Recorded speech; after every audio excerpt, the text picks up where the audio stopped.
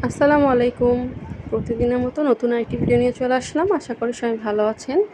তো আজকে আসলে এখানে হচ্ছে আমি একটা তোশক ছিল আমার ছোট সিঙ্গেল, ওইটা বিছায়া হচ্ছে আমি একটু বসার মতো স্পেস করছি। তো আমি পুরা বিছনা-টিছনা সব গুছাইছি আর আজকে অনেক দেরি করে ঘুম থেকে উঠছে। তো ওইটাই হচ্ছে সে ওইখানে যা বসে আছে, তার এই জায়গাটা খুবই প্রিয় হইছে। মানে তার খুবই ভাল লাগতেছে। সে ওইখানে বসে থেকে হচ্ছে এখন মোবাইল দেখে, তারপর হচ্ছে বারান্দায় যায়, মানে একটু পর পরই এখানে বসে থাকে। তো যাই হোক, ভালোই হইলো, আনাসের বসার একটা জায়গা হইছে।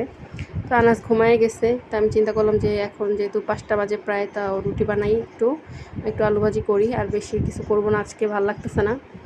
তো এখানে হচ্ছে আমি আজকে গমের আটা রুটি করব। তো কাইটা করে নিলাম, কাইটা ঠান্ডা হইতে হইতে আমি হচ্ছে পরে নামাজ পড়ে আসবো, তারপর হচ্ছে কাইটা গোলায় পরে হচ্ছে রুটি বানায় নিব। তো এখানে হচ্ছে আমি আরেকটু কাজ করে রাখছি, হচ্ছে এখানে পেঁয়াজ কাঁচামরিচ কেটে রাখছি, পেঁয়াজ বানাবো। আর হচ্ছে এখানে আলু ভাজির জন্য হচ্ছে আলু টমেটো সব কেটে রাখছি, পরে আইসা শুধু রুটি বানায়া আর এগুলো হচ্ছে আমি সব বসাই দিব চুলায়, যেন তাড়াহুড়া না লাগে। তো এখানে হচ্ছে আমি ভালো করে আটাটা কাই করে তারপর হচ্ছে রুটি বানায় নিব।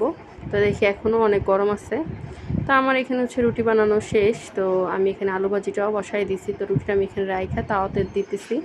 আজকে রুটিগুলো যেহেতু একটু বড়, তাই তাওয়াতেই দিলাম। আর এখানে হচ্ছে আমি আলু ভাজি, আর এটা আজকে ভুল কাজ করছি, আলু ভাজিতে লবণই দিইনি। আমি চিন্তা করতেছি কী ব্যাপার, আলু ভাজিতে হইতে এত সময় লাগে না, কিন্তু কেন আজকে হইতেছে না।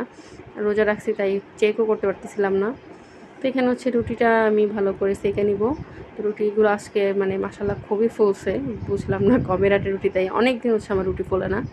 তো যাই হোক, তো পরে হচ্ছে আমি আবার একটু আলু ভাজিতে রুটি মানে আজান দেওয়ার পরে দেখি যে আলু ভাজিতে লবণ হয়নি। তো আমি আবার হচ্ছে লবণ দিয়ে হচ্ছে আলু ভাজিটা ঠিক করে নিছিলাম।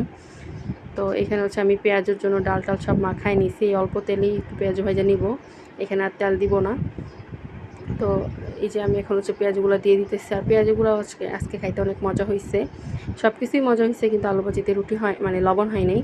তো রুটিটা খাইতে ভালো লাগতেছিল না, পরে আমি খাইছি। তো এখানে হচ্ছে আমি ইফতার করতে বসছি, আর এখানে হচ্ছে আনাজ উঠে গেছে। আর আমি আজকে অনেক শরবত বানাইছি, কারণ খুবই মানে ক্লান্ত লাগতেছিল, আর মনে হচ্ছিল একটু শরবত খেলে খুবই ভালো লাগবে। তো এইখানে হচ্ছে আনাজ উঠে গেছে, ওই যে ও কথা বলতেছে একা একা। তো এখানে হচ্ছে আমি ইফতার করতেছি, এই যে আজানও পড়ে গেছে। তো চারিদিকে হচ্ছে বাতাস হইতেছে, তাই আমি হচ্ছে এখানেই বসছি ইফতার করতে।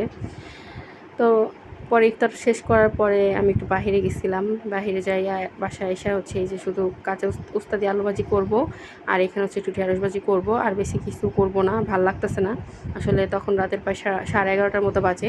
তো এখানে হচ্ছে আমি উস্তা আলু ভাজিটা বসাই দিছি। আগের দিন উস্তা আলু ভাজিটা খায় খুবই ভালো লাগছে দেখে আমি আজকে আবার করছি। আজকেও মোটামুটি অনেক ভালো হয়েছে, কিন্তু আগের দিন হঠাৎ করে একদিন করছি, তো এই জন্য ভালো লাগছিলো। আর ঢেঁড়স ভাজি আমি পরে করব, তাই ভাত বসাই দিছি আগে, পরে ওই কড়াইতেই আমি হচ্ছে ঢেঁড়স ভাজিটা করছি। তো আজকের মতো ভিডিওটা এই পর্যন্তই। সবাই ভালো থাকবেন, সুস্থ থাকবেন, আর আমাদের জন্য দোয়া করবেন। আর যারা আমার পেজে ফলোয়ার আছেন সবাই আমার পেজে একটা ফলো দিয়ে রাখবেন, আর ইউটিউব থেকে যারা দেখতেছেন একটা সাবস্ক্রাইব করবেন। আল্লাহ হাফেজ।